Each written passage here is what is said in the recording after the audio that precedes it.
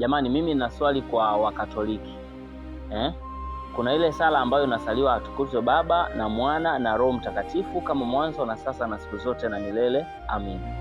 Sasa ile wakati mimi nafundishwa kwenye mafundisho, walikuwa wanasema kwamba unainama unavyosali ile sala, kwamba atukuzwe Baba na Mwana na Roho Mtakatifu, kama mwanzo na sasa na siku zote na milele. Amina. Sasa swali langu ni kwamba siku hizi utaratibu umebadilika au watu wamerahisisha sana? Kwa sababu unakuta watu wanasali atukuzwe Baba na Mwana na Roho Mtakatifu wakiwa wamesimama hivi hivi. Sasa sijui kama mimi katekista wangu alikosea kwenye mafundisho, au utaratibu umebadilika, au ipoje, au inategemea na mazingira. Hebu jamani, kama wewe unajua maana nzuri, hebu comment hapa chini nione. Je, utaratibu umebadilika au imekwaje? Hebu comment hapa chini tuone ipi ni njia sahihi ya kusali ile sala. Asante.